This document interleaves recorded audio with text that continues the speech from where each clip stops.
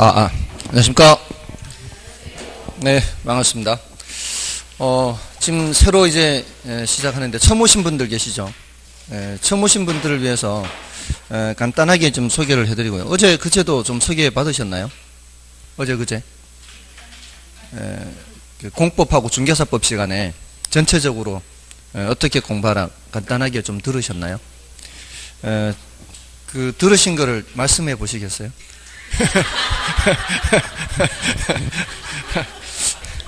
네? 시간 배분을 잘 하라고요? 어떻게 해야 잘하는 겁니까?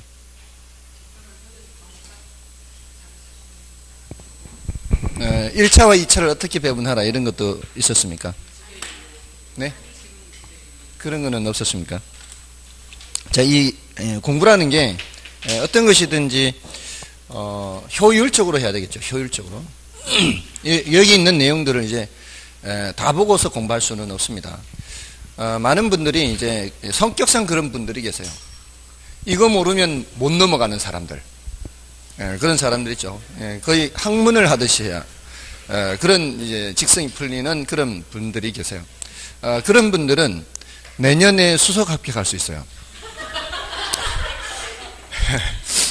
그러니까 그런 분들은 이 자격증하고는 거리가 멀고 학문을 하기 위해서라면 그렇게 하십시오. 그래서 제가 늘 수업을 할 때 처음에 시작할 때 이제 약간의 오리엔테이션 시간을 갖습니다. 거기서 이제 보통 세 가지를 말씀을 드립니다. 그 한 가지가 80%만 공부하라는 거예요. 학습의 80%, 이 분량, 교재 분량의 80%만 해도 충분히 합격하고도 남습니다. 그러니까 좀 어렵다 싶으시면 일단 패스하고 지나가는 게 상책입니다. 손자병법에 36개가 뭐예요? 주랭랑이죠. 그 36개가 1개, 2개, 3개 이렇게 있잖아요. 그게 이제 그 중에 뭐 지피지기면 백전불태라, 원래 백전불태라고 합니다. 위험해지지 않는 거죠. 저쪽을 알고 나를 알면 100번을 싸워도 내가 위험해지지는 않는다는 거죠. 꼭 반드시 이기지는 못하더라도. 자, 그런 식으로 학습에서는 80%만 공부하시라는 얘기예요. 모든 것을 다 하려고 하지 마십시오. 근데 이제 공부하시다 보면 이제 본인이 느끼기에 이것도 패스하고 저것도 패스하고 막 50% 이상이 패스하다 보면은 설령 그렇다 할지라도 일단은 패스를 하셔야 돼요. 왜냐하면 이게 대학교 1학년, 2학년 과정입니다. 이걸 전공하지 않은 사람은 자신이 고졸이라고 생각해야 돼요. 아무리 대학교를 나왔다 해도 전공을 하지 않은 사람은 나 고졸로서 이제 공부 시작한다 이렇게 생각을 하셔야 되거든요. 대졸이 아니에요. 전공한 사람만 대졸인 거죠. 그러니까 전공한 사람은 쉬워요. 그러니까 사람마다 좀 다릅니다. 그렇지 않고서 이 직장생활 한 경험상 이렇게 직무교육이 있지 않습니까? 그런 데서 공부를 좀 한 사람들이야 별로 어렵지 않겠죠. 근데 그렇지 않은 사람들은 처음 새로이 전공을 공부하는 겁니다. 그러니까 처음부터 80%를 알 수가 없습니다. 그러니까 모른다 싶으시면 패스하고 지나가시고 다시 이제 5, 6월 달에 또 다시 이론 과정을 또 합니다. 물론 이제 1, 2월 달부터 시작하신 분들보다는 조금은 시간이 촉박하겠죠. 좀 바쁩니다. 1, 2월 달부터 하신 분들에 해서 그렇다고 해서 여유가 있는 것도 아니에요. 먼저 시작했다고 해서 큰 차이가 있는 것도 아닙니다. 그러니까 방심하면은 이제 위험해지는 거죠. 그래서 지금부터 꾸준히 이제 따라오시는 건데 문제는 이제 지금까지 공부하던 습관이 없는 사람이 공부를 한다? 이거 쉽지 않습니다. 이 계획표를 세우더라도요. 처음에 이제 공부 이제 막 시작하시는 분들은 하루 내가 4시간을 공부할 수 있으니까 4시간 동안 공부해야지. 이렇게 계획표를 짜면은 작심 3일이 아니라 작심 1일도 안 돼서 그날 또 힘들 수가 있습니다. 그러니까 처음에 이제 공부 습관이 안 돼 있는 분들은 하루에 30분이라도 앉아있자, 일주일간. 그렇게 이제 일주일간이라도 30분이라도 매일 앉아서 공부를 하는 습관을 들인다거나 또는 1시간을 앉아서 공부한다거나 이렇게 좀 시간을 점점 늘려나가서 공부를 하셔야 돼요. 그래서 이제 다른 학원도 이렇게 보면 이제 남아서 공부하시는 분들이 점점 많아집니다. 원래는 이렇게 수업을 마치고 도시락을 싸와서 점심을 먹고 여기서 남아서 공부를 하는 게 정상이에요. 근데 지금 보면은 대부분이 비정상이었어요. 남아서 공부를 하지를 않습니다. 이거는 과거에 비하면은 사람들이 굉장히 공부를 덜 하는 겁니다. 물론 이제 제가 보지 않는 곳에서 공부를 하는지는 모르겠지만 옛날에 하시던 분들, 한 10년 전 공부하시던 분들은 많은 분들이 도시락을 싸와서 먹고 그 학원에서 남아서 공부를 했습니다. 근데 요즘은 그렇게 하는 사람들이 좀 적은 걸 보면 사람들이 더 똑똑해졌나 이런 생각이 들기도 하고요. 근데 시험은 또 난이도가 높아지고 있거든요. 그러니까 이 응시하는 사람들 자체의 수준이 높아진 건 아닌가 이런 생각도 들 정도로 그만큼 사람들이 공부를 안 하는 그런 지금 느낌이에요. 그래서 앞으로는 이제 남아서 공부도 좀 하시고요. 하시더라도 항상 모르는 건 패스하라는 뜻입니다. 이거는 모르는 건 패스하고 표시를 해야죠. 표시를 해놨다가 기회 될 때마다 그걸 질문을 하십시오. 질문은 얼마든지 환영합니다. 질문은 얼마든지 환영하니까 질문하시고요. 다음에 이제 기출문제를 제가 많이 강조를 합니다. 기출문제를 이제 강조하면 이제 오해를 하지 마셔야 될 것이 기출문제를 지금 당장 풀란 뜻이 아니에요.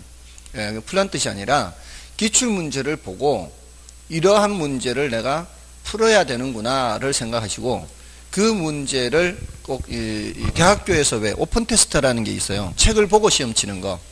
그러니까 그 질문을 보고 당장 문제를 풀지 않더라도 그 질문이 본문에 어디에 있는지를 찾는 거죠. 그 질문을 보고 본문에서 찾아서 공부하라는 뜻이에요. 그렇게 해서 공부하는 방법의 장점은 우리 교재에 뭐 한 지난 10년간 모든 문제가 다 수록되어 있지는 않지만 그래도 몇 년치 문제가 포함되어 있거든요. 그러면은 그 몇 년치라도 자주 출제됐던 것은 자주 보게 되고요. 어쩌다 한번 출제된 것은 그렇게 자주 보지 않게 되겠죠. 자연스럽게. 그리고 어떤 경우에는 기출문제에는 출제가 됐는데 기본서에는 없는 내용들도 있어요. 그런 내용들은 아예 볼 필요가 없다는 뜻이에요.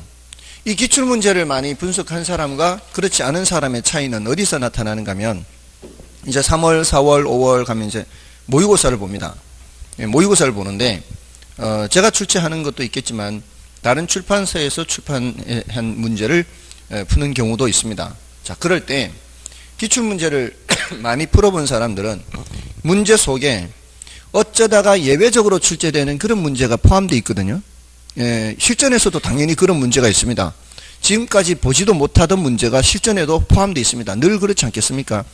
대학교 수능시험에도 그렇지 않습니까? 아주 새로운 유형의 문제가 포함되거나 하지 않습니까? 그런 문제들은 못 풀어도 우리는 전혀 관계없어요. 대학교는 상대평가로 해서 등수대로 뽑잖아요. 그러니까 거기서는 다른 사람보다 더 맞아야 대학을 갈 수 있지만 우리는 60점만 넘으면 합격하는 시험이기 때문에 그런 거는 전혀 몰라도 관계가 없거든요.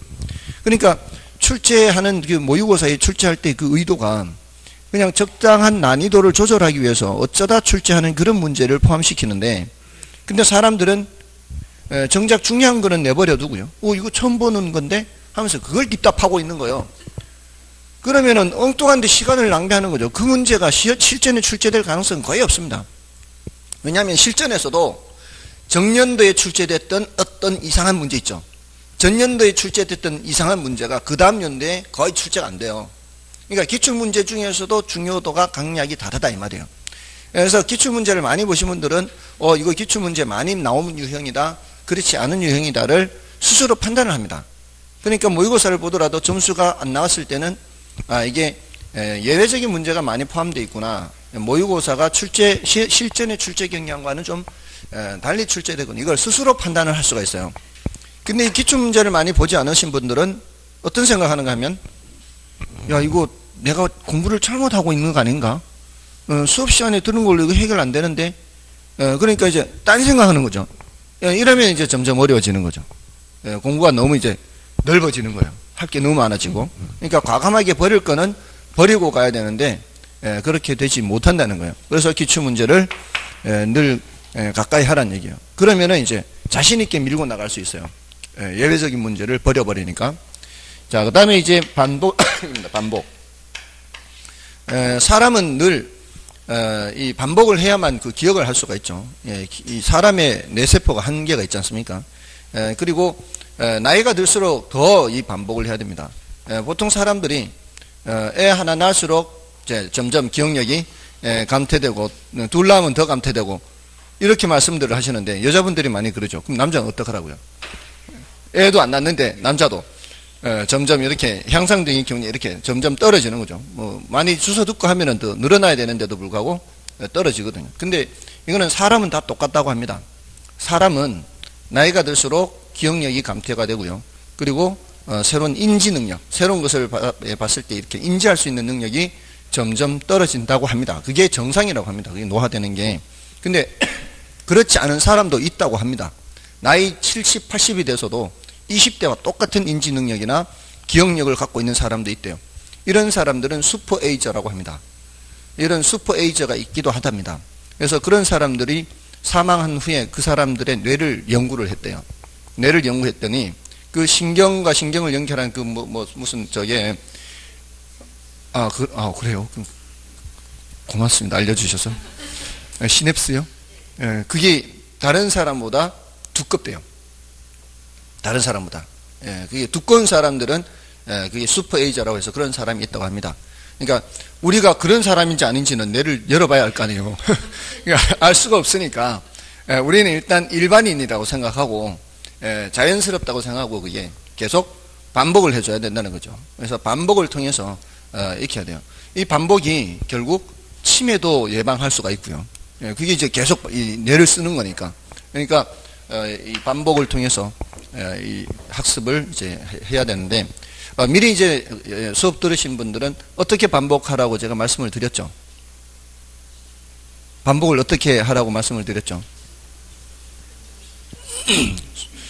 보십시오. 미리 온 사람도 별 차이가 없잖아요. 벌써 몇 번이나 얘기를 했는데 학습 방법조차 까먹었어요. 이게 수업 시간에도 복습할 수 있어요. 수업 시간에도 반복이 가능합니다. 학생들을 두 그룹으로 나누어서 미리 시험을 보겠다. 수업이 끝나고 50분 수업이 끝나고 시험을 보겠다라고 얘기한 그룹과 그렇지 않은 그룹이 있어요. 자, 그러고 나서 이제 수업을 한 거죠. 그러고 나서 시험을 보면 누가 시험을 더 잘 받겠냐 이 말이에요. 당연히 얘기를 미리 들은 그룹이 시험을 더 잘 받겠죠. 그 얘기는 수업 시간 내내 뭘 생각한 거예요. 계속 시험을 볼 거라는 생각에 수업하는 내용을 계속 반복을 한 거죠. 머릿속에. 그러니까 시험을 더 잘 볼 수밖에 없죠. 그러니까 수업 시간도 반복이 가능하다는 얘기입니다. 근데 대부분의 사람들은 그렇게 하지 않는다는 얘기죠. 시험을 안 보니까. 그러니까 여러분들 스스로 매 시간 끝나면 요거 테스트한다. 이런 생각을 하면서 수업을 들으라는 얘기예요. 그리고 학습이라는 게 완전히 긴장이 풀려서요. 늘어진 상태에서는 학습이 안 됩니다. 약간의 긴장이 있어야만 그래야만 학습이 됩니다. 그러니까 약간의 긴장이 있어야 돼요. 그게 과하면 스트레스가 되겠지만 그렇지 않으면 학습이 되지 않습니다. 늘어진 상태에서 이게 머릿속에 들어가 있습니까? 편안한 휴식하는 마음으로는 그런 자세로는 학습이 안 되는 거죠. 그러니까 약간의 긴장을 갖고서 약간의 스트레스를 받으면서 그렇게 하면 학습 효과가 뛰어난 겁니다. 그러니까 매 시간 그렇게 수업을 들으시고요. 그리고 실제로 50분 수업이 끝나면 5분 동안 그 시간에 뭘 했는지 이렇게 살펴보십시오. 이번 시간에 뭘 했다 이렇게 살펴보시고 그러고 나서 수업 마치고 한 30분에서 1시간 이렇게 공부를 하면은 굉장히 효과가 높을 겁니다. 자, 아무튼 그런 식으로 공부를 하세요. 세 가지. 자, 이렇게 세 가지. 근데 이제 전체적으로 이제 1차와 2차를 비중을 나눴을 때는 제가 강의하는 이제 부동산 학개론 하고요. 민법이 중요합니다. 이게 한 전체 100% 1, 2차를 100%로 봤을 때 민법과 개론이 거의 한 6, 70% 이상. 공법, 민계공 하면 거의 90%예요. 민계공 세 과목이 90%가 돼야 돼요. 그러니까 70% 이상 가까이 이게 민법과 개론이 중요합니다. 그 다음에 공법이 한 20%에서 조금 더 되고 나머지 공시법, 중개사법, 세법 이 과목이 한 10% 정도밖에 안 돼요. 일단 어느 정도 1차 과목이 안정될 때까지. 그러니까 민계공 하는 게 수능에서는 국영수와 같아요. 그만큼 이 세 과목은 짧은 시간 내에 끌어올릴 수가 없습니다. 그래서 평소에는 민계공을 튼튼히 해 두셔야 돼요. 그리고 나서 어느 정도 올라가면은 이제 전 과목을 함께 병행을 해야 되는 거죠. 민계공은 나중에 어느 정도 올라갔다고 해서 다시 또 이렇게 손을 놓으면 또 안 되는 거예요. 올라가도 계속 유지를 하면서 그러면서 2차를 같이 비중을 줄이는 겁니다. 민계공의 비중을 줄이면서 다른 2차 과목을 짧은 시간 내에 끌어올리는 겁니다. 보통 중개사법이 점수를 많이 따는 과목이다 이렇게 하는데 그거는 수업만 열심히 들어도 점수가 80점 가까이 나오는 과목이다라고 얘기를 해요. 그러니까 수업을 열심히 잘 들어야 돼요. 이건 따로 복습을 할 시간이 별로 없기 때문에 민계공을 위주로 하기 때문에 그렇게 해서 하시고요. 공법은 대부분의 경우 꽈락 면하는 과목이에요. 그러니까 공법은 50점 나오면 아주 잘하는 거예요. 그러니까 공법과 중개사법을 이렇게 평균해서 60점 이상 올리고 나머지를 이제 60점 목표로 해서 그렇게 전략을 짜시면 되겠습니다. 민법과 결혼 중에서는 이제 결혼이 조금 더 쉬운 편이고요. 공법이 좀 더 어려운 편입니다. 민법이 어려운 편입니다. 민법 결혼 중에서는 사람에 따라 물론 다르죠. 어떤 사람은 제가 강의하는 결혼을 저한테 대놓고 개 같은 이론이라 그래요. 그런 분이 계세요. 근데 그거는 사람에 따라 좀 다른데 대부분 시험을 치면 실전에서 시험을 치면은 결혼이 조금 더 점수가 잘 나오는 편이에요. 민법보다. 그래서 공부할 때는 좀 어렵게 느껴질지라도 실전에서는 좀 더 많이 나오는 편입니다. 자, 아무튼 제가 강의하는 이제 부동산 학개론 오늘은 이제 총론의 내용하고요. 그 다음에 이제 경제론의 수요 공급 앞부분까지는 들어갑니다. 총론의 내용은 부동산 개념이라는 게 있어요. 그 다음에 부동산 분류가 있고요. 그 다음에 이제 부동산 특성, 그 다음에 부동산 속성 이렇게 있습니다. 자, 요 네 가지 주제를 공부를 하고요. 그 다음에 이제 오늘 수요 공급의 앞부분의 개념 정도요. 개념 정도를 더 말씀을 드릴 겁니다. 자, 먼저 이제 부동산 개념이에요. 부동산 개념. 제가 이제 여기 적어 드리는 거는 그날 수업할 내용들을 미리 이제 적어 드리는데 그 중에서 이제 중요도가 높고 낮은 거를 표시를 해 드립니다. 여기 이제 부동산 개념과 분류는 중요도가 높아요. 여기서 출제되면 다 맞춰야 돼요. 근데 부동산 특성은 이게 난이도가 높습니다. 난이도가 높고 분량도 많아요. 그러니까 좀 공부하기가 좀 벅찹니다. 그래서 제가 오늘 이제 설명을 드릴 거예요. 좀 지금까지는 이게 부동산 특성에 대해서 종류만 했고요. 그 내용을 별로 설명을 드리지 않았었는데 이걸 이제 오늘 설명은 드리는데 좀 어렵게 느끼실, 처음 들으시는 분은 더 어렵게 느끼실 거고요. 이미 들으셨던 분들도 조금은 이제 어렵게 느끼실 건데 요거는 따로 공부하는 것은 이제 손해다 이렇게 보시면 돼요. 따로 공부하지 마시고요. 저하고 같이 할 때만 공부한다 이렇게 생각하죠. 저하고 같이 할 때만. 그러니까 나중 되면은 5, 6월 달 되면은 또 풀이를 하거든요. 문제풀이 할 때 그때 같이 하고 지금 오늘 요거 할 때 같이 하고 이렇게 하고 충분히 시간이 많이 남는 분들만 따로 제가 체크해 드리는 것 위주로 그렇게 하시면 되겠습니다. 그 다음에 부동산 속성은 10분의 0이거든요. 10분의 0이라는 얘기는 10년간 한 문제도 출제가 되지 않았다는 뜻이에요. 그러니까 이건 중요도가 낮습니다. 중요도가 낮은 것들은 일단은 패스하는 게 상책이죠. 근데 제가 수업 시간에 10분의 0인 것을 설명드릴 때가 있어요.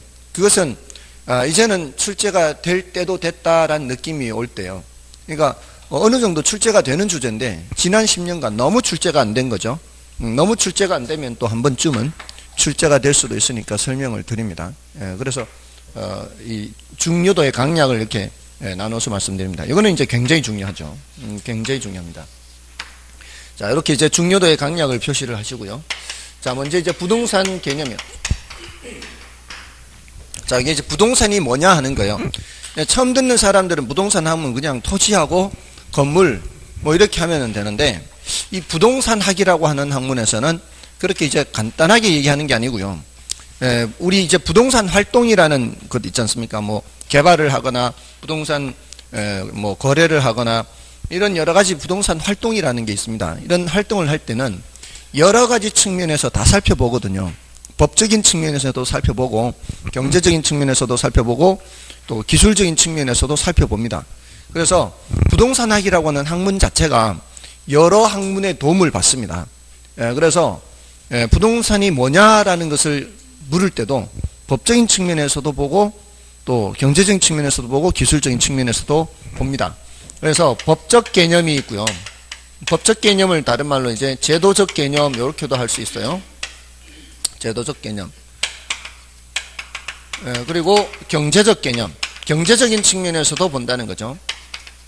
또 기술적 개념 이렇게 여러 가지 측면에서 봐요. 기술적 개념을 다른 말로 물리적 개념 이렇게도 할 수가 있어요.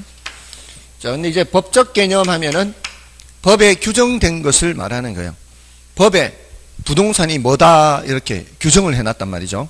근데 그게 그 많은 법들이 있는데 그 많은 법들 중에서 가장 기초가 되는 법이 민법이에요. 민법은 역사가 2000년 이상이 되죠. 그러니까 그 민법이 모든 법의 기초가 되는 법이다 이렇게 생각하시면 되는데 그 민법에 부동산이 뭐다라는 걸 정해놨단 말이죠. 우리 민법에 부동산은 토지와 그 정착물 이렇게 정해놨어요. 토지와 건물 이렇게 해놓은 게 아니고요. 뭐라고 했다고요? 토지와 그 정착물이에요. 그러니까 정착물이 뭔지에 대해서 알아야 되는 거예요. 이런 새로운 내용을 이렇게 들었을 때. 근데 그거를 협의의 부동산 이렇게 얘기를 해요. 여기 이제 민법상 부동산이에요. 민법에 규정되어 있는. 자, 민법에는 협의의 부동산이란 말이 없습니다. 민법에는 부동산이라 하면 토지 및 그 정착물이다 이렇게만 돼 있는데 학자들이 분류를 하기를 협의의 부동산이다 라고 분류를 하는 겁니다. 거기에 이제 토지와 그 정착물 이렇게 있고요. 요 정착물에 대해서는 따로 설명을 드려야 되고요. 그 다음에 협의의 부동산이 있다는 얘기는 광의 부동산도 있다는 얘기죠. 광의 부동산은 토지와 그 정착물을 포함해야 되겠죠. 이걸 그대로 포함하고요. 다른 뭔가가 있는 거예요. 그 뭔가가 바로 준부동산 그래요. 다른 말로 이제 의제부동산 이렇게도 표현할 수가 있어요. 이거는 이제 민법상 부동산이 아닙니다. 민법상 부동산은 아니지만 민법상 부동산처럼 취급하는 물건을 준부동산이라 그래요. 그럼 준부동산이 뭔지에 대해서 또 알아야 돼요. 이건 따로 한 꼭지 한 꼭지 따로 떼서 공부를 해야 되는 거예요. 일단은 이런 게 있다라는 거예요. 틀을 먼저 아는 거죠. 틀을. 이게 부동산 개념을 볼 때는 법적인 측면과 경제적인 측면, 기술적인 모든 측면으로 살펴보는데 그 중에 법적인 측면은 다시 협의의 부동산, 광의의 부동산으로 나누어지고 협의의 부동산은 토지 및 그 정착물인데 정착물이 뭔지에 대해서 따로 떼서 공부를 해야 되고요. 광의의 부동산은 토지와 정착물에다가 준부동산을 더해야 되는데 준부동산에 대해서 따로 떼서 정리를 해야 돼요. 그렇게 하면은 뭐가 정리가 되는 거예요? 법적 개념이 정리가 되는 거고요. 다음에 이제 경제적 개념, 이것은 부동산도 하나의 상품으로 본다는 거예요. 상품. 자, 이런 상품, 여러분 갖고 계시는 책도 상품, 다 상품이죠. 근데 그런 상품은 인간이 만든 것들이죠. 물론 건물도 인간이 만든 것들이에요. 근데 토지는 인간이 만든 것이 아니죠. 그럼에도 불구하고 토지도 뭐에 포함시켜서 상품이라고 이렇게 포함시켜서 얘기를 하는 거예요. 모든 것을 이제 경제학적 관점에서는 상품이라는 관점에서 보는 거죠. 근데 그 상품은 상품이라도 다른 상품을 만들 때 투입되는 것을 생산 요소라 그래요. 그러니까 토지라는 것이 다른 상품을 만들 때 투입되는 생산 요소로 사용될 때가 있어요. 농민이 농지를 사서 농산물을 생산하거나 건설업체에서 택지를 매입해서 아파트를 생산해서 분양을 하거나 이럴 때는 토지가 생산 요소가 되죠. 근데 제가 차고를 짓는다, 정원을 만든다 하기 위해서 땅을 살 때는 그때는 소비재가 되거든요. 그러니까 상품은 상품이라도 어떤 성격과 어떤 성격이 있다는 거예요. 생산 요소 또는 생산재라고 할 수 있어요. 이런 성격도 있고 어떤 성격도 있어요. 이런 성격도 있거든요. 이런 성격들, 이런 표현들이 나오면 이런 거는 이제 어떤 관점에서 본다는 거예요.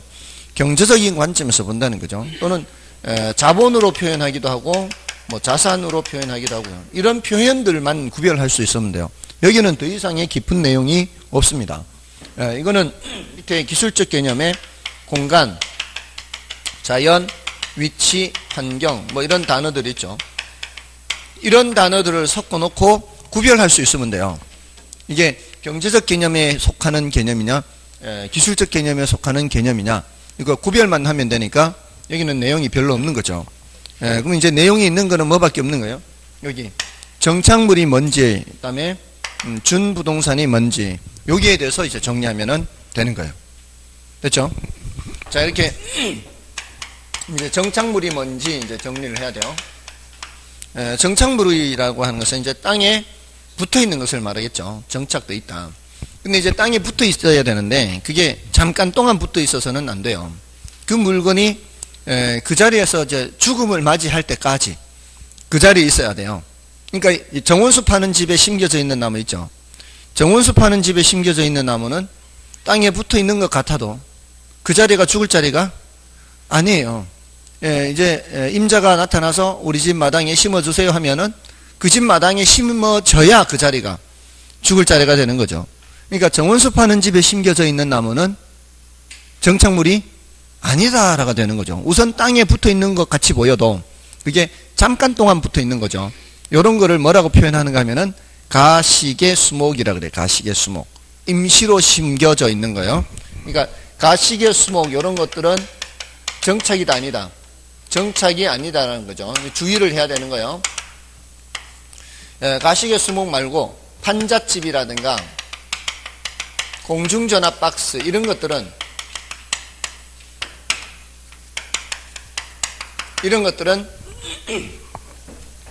정착되어 있다고 보기 어려워서 뭐라고 보는 거예요? 동산이라고. 동산. 지금 우리는 부동산 얘기하는 거거든요. 지금 부동산이 아니면 다 뭐예요? 동산이에요.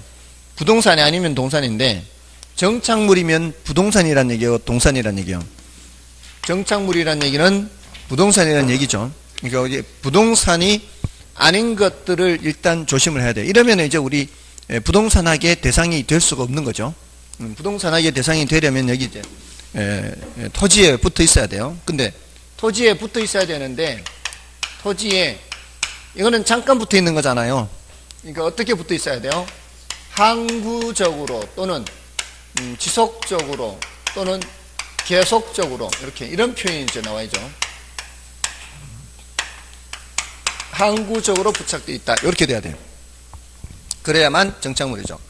자, 그러니까 건물이 정착물의 대표적이긴 한데 건물만 정착물인 것은 아니라는 거죠. 산에 이 자라는 나무들이나 뭐 가로수, 이제 도로에 있는 가로수나 이런 수목, 이걸 수목이라 그래요. 땅에 뿌리를 받고 자라고 있는 상태의 나무를 수목하는데 이런 수목도 다 뭐란 얘기예요?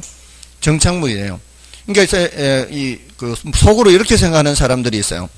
아, 나 나무 옮겨 심는 거 봤는데 주택도 어디 보니까 주택을 이동시킨다는 거 봤는데 이렇게 속으로 생각하는 사람일수록 이제 공부하기가 이제 팍팍해지는 거예요. 그런 거는 예외적인 현상이죠. 예외적인 현상이에요. 100년 전에 지은 그 서울에 벨기에 대사관이 있어요. 100년 넘었어요. 100년 넘었는데 이 옛날 대한제국 당시에 벨기에 대사관이 원래는 남산 밑에 있어요. 남산 밑에 있었어요. 근데 그게 지금은 사당동 그 사당 사거리 근처에 가 있어요. 그 대사관을 뜯어다가 옮겨 놓은 거죠. 옮겨 놓을 수 있어요. 옮겨 놓을 수는 있지만 그런 거는 예외적인 현상이죠. 그런 거 보고 이동 가능하다 이러면 안 되는 거잖아요. 땅에 붙어 있는 거 아니다 이렇게. 그러니까 대부분의 나무는 어때요? 대부분의 나무는 그 자리가 죽을 자리란 말이죠. 옮겨 심는 거는 이제 일부이다라고 생각하시고요. 그래서 그냥 수목하면 뭐예요? 가시계 수목 아니고 그냥 수목하면은 정착물이란 얘기예요. 그러니까 건물만 정착물인 것이 아니라 수목도 정착물이고 교량, 담장 이런 것들은 다 뭐라고 봐야 돼요? 정착물이란 얘기예요. 정착물이란 얘기는 뭐란 얘기예요? 부동산이다란 얘기예요. 지금 부동산 얘기하고 있는 거예요. 정착물이면 뭐다? 부동산이다 이 말이죠. 그러니까 담장도 부동산, 가로수, 수목도 부동산 다 부동산이라는 거죠. 맞나요? 자, 근데 이 정착물을 일본이나 우리나라에서는 정착물을 구분을 해요. 지금 이 땅에 붙어 있는 거를 독립정착물이라는 거 하고요. 종속정착물 이렇게 구분을 해요. 우리나라하고 일본에서 그렇습니다. 서양에서는 이거를 따로 구분을 하지 않아요.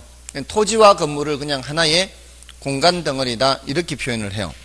근데 우리나라나 일본에서는 이렇게 독립정착물과 종속정착물을 하는데, 독립정착물의 대표적인 것이 건물이에요. 자, 이게 말이 좀 어폐가 있을 수가 있어요. 주의를 해야 돼요. 정착물이라는 얘기는 어디에 붙어 있는 거예요? 땅에 붙어 있죠. 근데 여기 독립이라는 얘기는 토지로부터 독립되어 있다는 의미가 아니고요. 토지에는 붙어 있는데 법적이나 경제적인 측면에서 토지와는 별개의 물건으로 취급된다는 얘기예요. 그러니까 토지 주인과 건물 주인이 달라질 수 있다는 의미의 독립이에요. 땅에는 붙어 있는 거예요. 자, 그럼 이건 종속정착물은 뭘까요? 어디에 종속되어 있다? 땅에 뭐 종속되어 있다 이렇게 해서 얘는 토지하고 함께 넘어가 버리거나 이런다는 의미예요. 됐나요? 그러니까 얘는 토지 주인과 달라질 수 없는 거고, 얘는 토지 주인과 달라질 수 있다 이런 의미예요. 그 대표적인 게 건물이라는 얘기죠. 그러니까 건물은 따로 등기부가 있죠. 얘는 따로 등기부가 있어요. 그래서 토지 주인과 건물 주인이 달라질 수가 있는 대표적인 거죠. 그래서 우리가 보통 토지 건물 이렇게 얘기하는 거예요. 근데 이게 일상적인 생활에서는 그냥 토지 건물 하는 거지만, 우리가 시험을 볼 때까지는 학문적으로는 독립정착물에 몇 가지를 더 포함시켜서 얘기를 해요. 몇 가지를 더. 그 중에 하나가 이제 명인방법을 갖춘 수목 그럽니다. 명인방법. 자, 요 단어가 이제 또 처음 듣는 분들은 뭔 단어인가 싶죠. 명자가 분명하다, 밝을 명자예요. 분명하게 인식한다 이런 의미예요.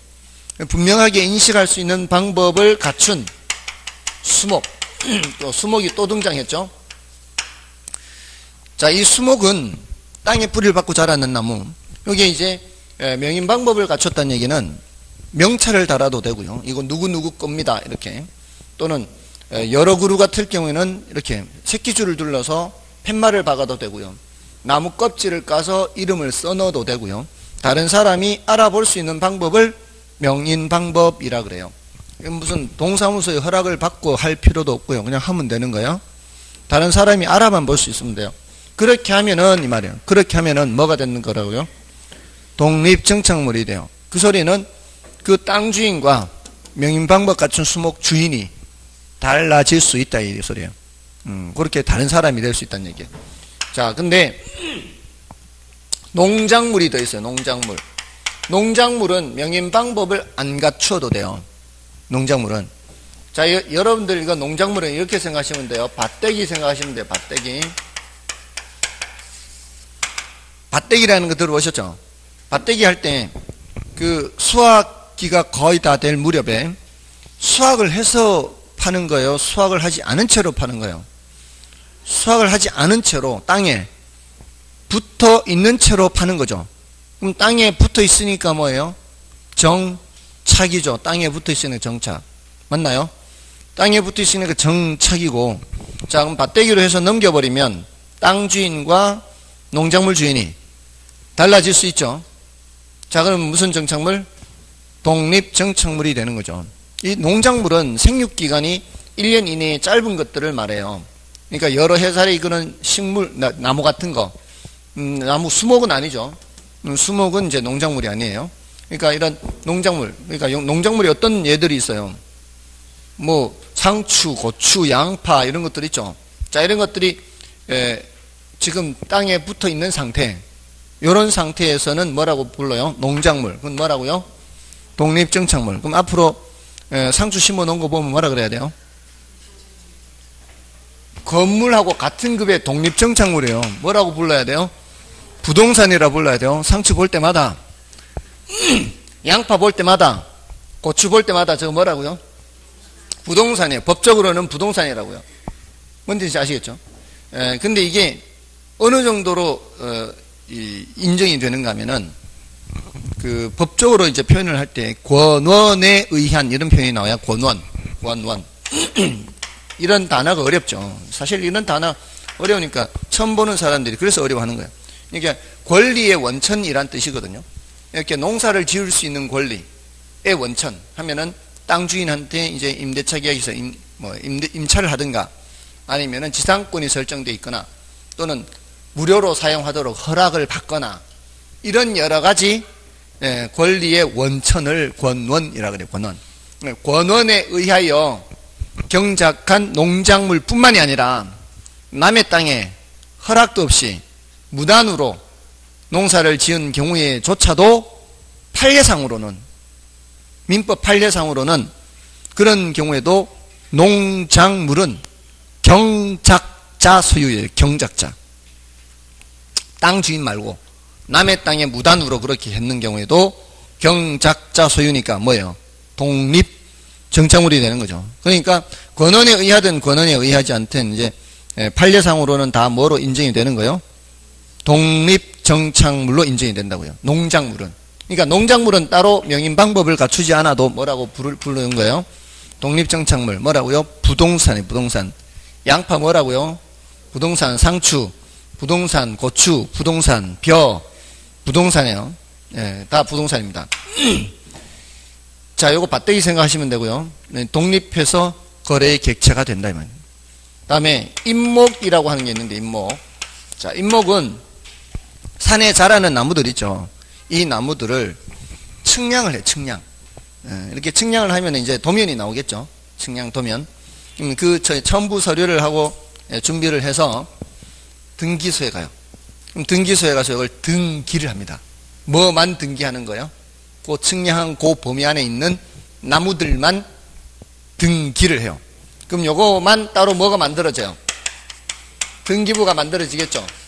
이러면은 얘는 토지와는 별도로 또 지금 표시가 됐잖아요. 얘는 토지와는 별도로 따로 거래를 할 수가 있어요. 예, 그러니까 얘도 무슨 정착물? 독립정착물 이렇게. 자, 근데 이런 것들 요 네 가지 말고도 이제 민법상으로는 명인 방법 갖춘 미분리 과실 뭐 이런 것도 포함할 거예요. 아마 민법에서는 더 들어가는데 결혼에서는 이 정도만으로도 충분합니다. 이건 뭐 더 이상 민법의 얘기를 할 필요는 없으니까요. 자, 이런 네 가지가 아니면은 이제 전부 다 종속정착물이에요.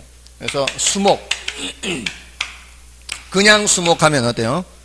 명인 방법을 갖추지 않은 그냥 수목이면 그냥 종속정착물이에요. 부동산은 부동산이에요. 지금 얘기는 지금 부동산 하고 있는 거예요. 여기서만 이제 동산 얘기했던 거고요. 그러니까 수목은 운명이 얄궂죠. 가시계 수목하면 동산이고요. 여기 명인 방법 갖춘 수목하면 독립정착물로 부동산이고, 그냥 수목하면은 종속정착물로 부동산이고, 대부분은 부동산이죠. 수목은 대부분은 부동산이에요. 그다음에 교량, 담장 이런 것들이요. 이런 것들은 전부 다 종속정착물로 부동산이 되는 거죠. 자, 됐죠? 자, 어디까지 왔어요? 정착물까지 온 거예요. 토지와 그 정착물. 이제 부동산, 협의의 부동산이 끝난 거예요. 정착물은 어떻게 나눠진다? 독립정착물과 종속정착물로 나눠진다. 독립정착물은 다시 네 가지. 이거 기억해야 돼요. 독립정착물의 네 가지. 건물, 명인방법 갖춘 수목, 임목, 그리고 농작물, 임목. 이 네 가지. 자, 그렇게 해서 독립정착물 네 가지 기억하고 나머지는 종속정착물이다. 정착물이 아닌 것은 동산이다. 가시계 수목이라든가 판잣집, 공중전화박스 이런 것들은 동산이에요. 동산. 자, 그 다음에 이제 뭐가 남은 거예요? 준부동산. 여기까지가 되면은 이제 이 부동산 개념이 다 정리가 되는 거예요. 그럼 준부동산이 뭐냐? 민법상 부동산이다 아니다? 민법상 부동산이 아닌 거죠. 자, 얘네들은 기타 법이 있어요. 기타 법. 얘는 기타 법이 있어요. 여러 법들이 있어요. 그 여러 법들에서, 그러니까 법적 개념에서 들어가는 거예요. 민법상 부동산처럼 취급하는 게 있다는 거예요. 민법상 부동산을 어떻게 취급하는데 그러냐? 얘네들은 공시방법이 등기라고 해요. 등기. 자, 이 공시방법이라는 게 뭔가 하면은 공시라는 단어 있죠. 공시. 드러내 보인다 이런 뜻이에요. 그러니까 그 주인이 누군지를 드러내 보이는 거예요. 또는 압류가 들어와 있는지 또는 저당이 설정되어 있는지 이런 것을 나타내 보이는 방법. 혹시 조시는 거 아니죠? 오늘 제가 이제 좀 신경을 덜 썼죠. 자주 신경을 써드려야 되는데 설마 오늘 첫날부터 조시진 않겠죠? 좀 익숙해져야 그것도 좀 졸죠. 그래서 처음에는 사람들이 새로운 이제 마음으로 왔으니까 처음엔 졸지 않고 이렇게 수업을 잘 듣습니다. 근데 몸이 익숙해지면 그 다음부터는 이제 자연스럽게 졸기 시작합니다. 이게 몸이 익숙해지니까 그러지 마시고요. 앞으로도 그 사람들이 타성에 젖는다 그러죠.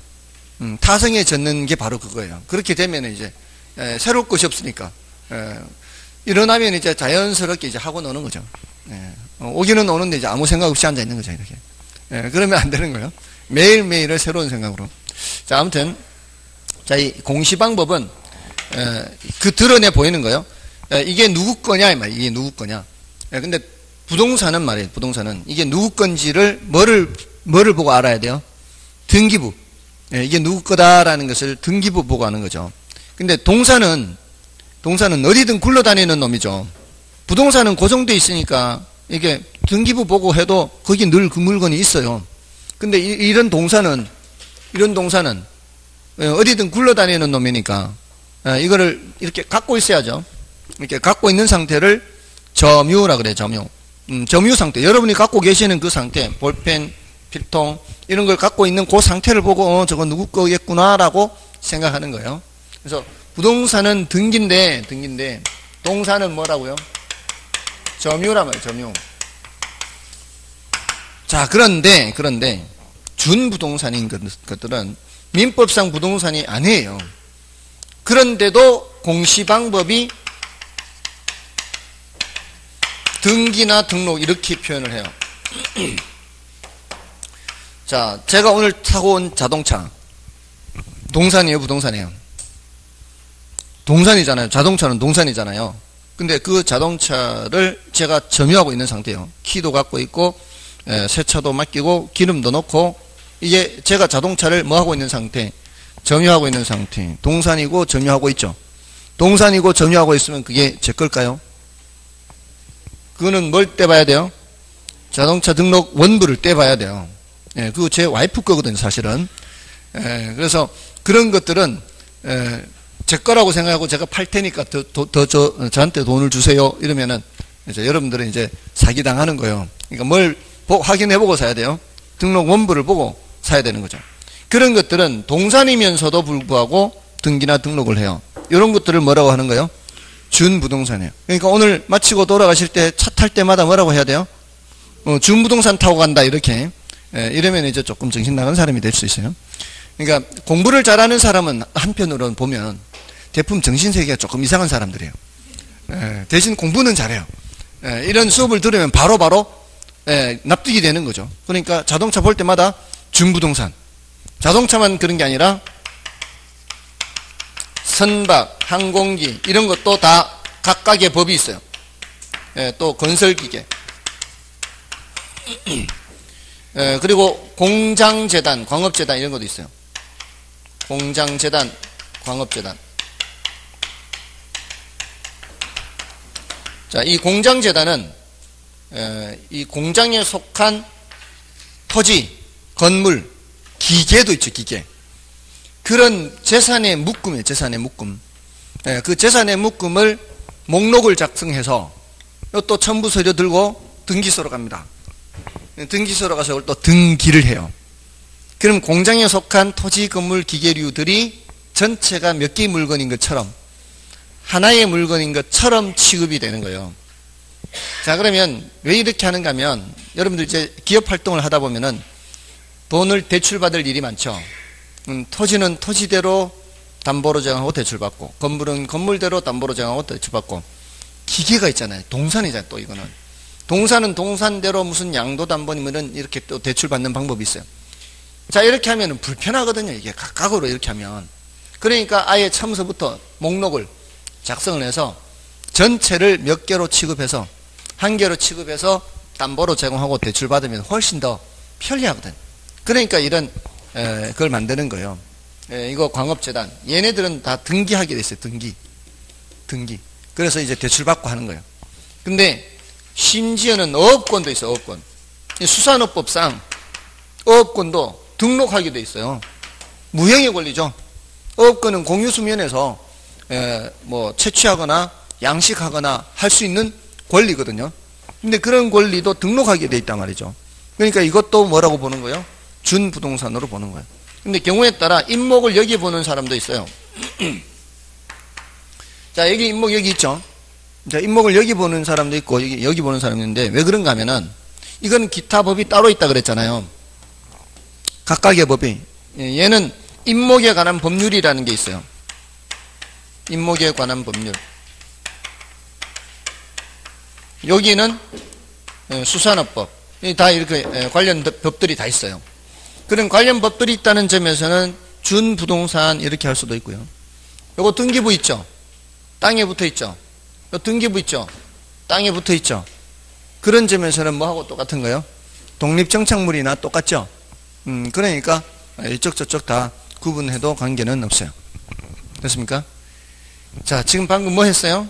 준부동산 했죠? 그러니까 준부동산까지 하면 뭐가 끝난 거예요? 법적 개념이 끝나고 이제 아까 말씀드린 거 다 끝난 거예요. 그래서 부동산 개념 하면 이렇게 정리가 되는 거예요. 근데 법적 개념은 주로 이제 권리 측면을 봐요. 권리 측면. 이거는 주로 권리 측면을 보고요. 요거는 주로 가격, 가치 이런 관점에서 봐요. 그러니까 얘는 좀 추상주의 무형의 관점에서 보는 거거든요. 근데 요 기술적인 측면을 이제 유형 측면이라 그래요. 그래서 유형 측면과 무형 측면 모두 다를 보는 거를 복합 개념이라 그래요. 복합 개념. 복합 개념. 그래서 이걸 이제 복합 개념의 부동산 이렇게 표현을 해요. 복합 개념의 부동산. 복합은 이제 종합이다 이렇게 보시면 돼요. 부동산을 볼 때 종합적으로 다 살펴본다 이렇게요. 이 법경기를 3대 측면이라 그래요. 부동산학의 3대 측면. 이 3대 측면을 종합적으로 살펴볼 때 뭐라고 한다고요? 복합 개념이다 이렇게 표현한다고요. 자, 이거는 이제 뒤에 복합 부동산이란 단어하고 오해를 하면 안 돼요. 복합 부동산이란 단어는 토지와 건물을 함께 부를 때 복합 부동산 이렇게 얘기를 해요. 됐습니까? 자, 문제를 좀 볼까요? 자, 이런 내용이 부동산 개념이고요. 자, 우리 교재에서 볼 때는 교재에서는 3쪽에 뭐 1쪽에 있는 2쪽에 있는 토지에 대해서는 뭐 특별히 드릴 말씀이 없고요. 3쪽에 있는 정착물 해서 정착물은 독립정착물 동그라미 2번과 넘어가시면 이제 종속정착물 이렇게 동그라미 3번 있죠. 부속물 또는 종속정착물 하고 있죠. 4페이지에 그렇게 나누어지고 있고요. 독립정착물에 몇 가지 기억하시라고요? 독립정착물에 4가지. 제일 먼저 뭐가 있어요? 건물, 그 다음에 명민 방법을 갖춘 수목 또는 수목의 집단. 나무 한 그루만 해도 되고요. 여러 그루를 해도 돼요. 명인 방법을 갖춘 거는. 다음에 농작물 이런 것들은 독립정착물이고 그 박스 밑에 임목에 관한 법률상 하고 있죠. 박스 밑에 임목에 관한 법률상 등기된 수목의 집단인 임목도 독립정착물이라고 볼 수 있죠. 됐나요? 자, 넘어가셔서 부속물, 종속정착물은 수목, 교량, 터널, 담장 이런 것들은 부속물, 종속정착물이 되는 거고요. 그 참고 박스는 중요도가 낮습니다. 참고 박스는 중요도가 낮고요. 우리나라 얘기가 아니고 영국, 미국의 얘기이기 때문에 이거는 다음에 기회 될 때 한번 말씀을 드리니까 이거는 일단은 넘어가십시오. 다음에 5페이지에 있는 광해부동산에서 광해부동산이란 협의부동산의 준부동산을 포함한 것을 말하는 거죠. 괄호 2번에 보시면 준부동산은 그 성질상 부동산으로 볼 수가 없죠. 그 성질상 부동산으로 볼 수는 없으나 재화관리 입장에서는 등기 또는 등록이 불가피하므로 이를 광해부동산에 포함시키고요. 다음에 준부동산의 개념은 실생활의 필요에 따라 구분하는 것은 아니고 학문 연구의 대상으로 분류하는 개념이죠. 우리 일상생활에서 자동차 타면서 준부동산 딴다 이런 말 안 하죠. 그래서 이제 학문 연구의 관점에서 분류를 하는 겁니다. 다음에 괄호 3번은 이제 여러분들이 확인하시면 되겠고요. 다음에 제2절 부동산의 경제적 개념에서 그 밑에 동그라미 1, 2, 3, 4, 5 이 단어만 구별하면 되고요. 기술적 개념도 그렇게 구분하시면 돼요. 그리고 넘어가시면은 복합 개념의 부동산 해서 그거는 유형 측면, 무형 측면을 모두 포함해서 3대 측면을 모두 살펴볼 때 복합 개념 부동산 이렇게 표현합니다. 근데 오른쪽 페이지 보세요. 오른쪽 페이지 위에 참고 박스를 보시면 복합 개념 부동산은 그렇게 부동산을 파악할 때 법, 경제, 기술 등 종합적으로 파악하고요. 복합 부동산은 토지, 건물 이렇게 돼 있죠. 그리고 복합 건물은 둘 이상의 기능을 갖는 그런 건물을 복합 건물 이렇게 합니다. 자, 한 장 더 넘겨서 문제를 좀 풀어볼까요? 9페이지에. 부동산의 정착물에 관한 설명 중 틀린 것은, 지금 정착물에 대해서 묻고 있죠. 땅에 붙어 있는 거예요. 그래서 제거하여도 건물의 기능 및 효용에 손실이 없는 부착된 물건은 동산으로 취급한다. 이게 뭔가요? 제거해도 건물의 기능 및 효용에 손실이 없어요. 건물에 붙어 있는 것 중에 저런 시계, 그렇죠? 저런 시계, 저기 붙어 있는 시계 같은 거, 이런 것들은 떼도 별 관계 없죠. 이런 것들은 뭐예요? 동산. 이런 것들은 동산이에요. 근데 세면대, 욕조 이런 건 뭐예요? 붙여놓은 거. 이거는 그런 것들은 부동산이죠. 그런 것들은 부동산. 우리 민법상으로는 그거를 부합이라 그래요. 민법에서는 그걸 부합이라는 표현을 씁니다. 원래는 동산이었는데 이렇게 붙여놓은 거 있죠. 수도꼭지 같은 거, 이런 것들이 다 뭐예요? 부합이라 그래요. 붙여놓은 거. 이런 것들은 동산이에요, 부동산이에요? 그런 거는 부동산이죠. 떼서 문제가 생겨버리죠. 이사를 갔는데 창이란 창은 다 떨어지고 없고, 이런 문제 있는 거죠. 그런 건 쉽게 뗄 수 있다 해도 떼면 안 되는 거죠. 그런 것들은 뭐라고 봐야 되는 거예요? 부합이라고 봐야 돼. 부합. 부합해서 그런 건 동산이 아니라 부동산이다. 근데 떼도 별 기능이 문제가 없어요. 그럼 뭐예요? 동산. 이렇게. 자, 이거는 정착물과는 사실 관련이 없는 그런 표현이라고 볼 수 있죠. 정착물은 땅에 붙어 있는 거죠. 땅에 붙어 있는 거니까 1번은 별로 중요한 지문은 아니에요. 다음에 2번에 보시면 토지에 정착되어 있으나 매년 경작 노력을 요하지 않는 나무와 다년생 식물 등은 부동산의 정착물로 간주되지 않기 때문에 부동산 중개 대상이 되지 않는다. 자, 보세요. 매년 경작 노력을 요하지 않는 나무가 뭐가 있나요? 산에 자생적으로 자란 나무 있죠. 산에 자생적으로 자란 나무는 매년 경작 노력을 요하지 않는 나무예요. 자, 이거 정착물이에요, 정착물 아니에요? 정착물이죠. 땅에 붙어 있잖아요. 근데 지금 그 뒤에 뭐라고 돼 있어요? 정착물로 간주되지 않기 때문에 말이 안 되죠. 틀렸습니다. 그리고 다년생 식물이 뭐예요? 다년생 식물의 대표적인 게 나무잖아요. 그러니까 이게 말이 안 되는 겁니다. 정착물이 되는데 정착물이 아니다 해서 2번 틀린 거고요. 그 다음에 정착물은 당사자들 간의 합의나 쓰임새의 관계 등에 따라 주물 또는 종물로 구분될 수 있다. 이렇게. 자, 요거는 여러분들 저기 본체 있죠, 본체. 본체와 창고 이런 거 있죠. 본체와 변소, 시골집에 가면은 본체가 있고 변소 있고 이렇게 옛날 집. 변소라 그러니까 좀 이상하네요. 따로 떨어져 있잖아요. 자, 이게 본체가 주물, 변소 또는 창고 이런 것들은 종물 이렇게 되는 거죠. 그러니까 정착물도 그렇게 주물, 종물 이렇게 나눌 수가 있어요. 다음에 4번은 정착물은 사회경제적인 면에서 토지에 부착되어 계속적으로 이용된다고 인정된 물건이다. 맞죠? 또 정착물은 토지와 서로 다른 부동산으로 간주되는 것과 토지의 일부로 간주되는 것으로 나눌 수 있다. 자, 앞에 거는 뭘 말하는 거예요? 앞에 거는 독립정착물을 말하는 거고요. 뒤에 거는 종속정착물을 말하는 거죠. 됐나요? 자, 근데 그 해설이 좀 이상하게 들어가 있죠. 이게 편집 과정에서 이상하게 들어가 버렸어요. 제가 원고를 분명히 이렇게 안 줬는데 이렇게 편집이 됐어요. 아무튼 해설은 삭제하시고요. 정답 지문은 맞아요. 정답은 2번이 맞는데 해설이 그렇게 잘못되어 있습니다. 나중에 종업표를 드리겠습니다. 2번을 보시면은 다음 토지의 정착물 중 토지와 독립된 것이 아닌 것은, 자, 토지와 독립된 것이 아닌 것은 했죠. 그 소리는 독립된 것을 골라내면 되는 거 아니에요. 토지와 독립된 게 뭐가 있어요? 건물, 그 소유권 보존 등기된 임목. 자, 이 뒤에 임목이죠. 토지와 독립돼 있어요. 그 다음에 국어가 뭐예요, 국어? 도랑이에요, 도랑. 국어를 도랑이라 합니다, 도랑. 한자가 어렵죠.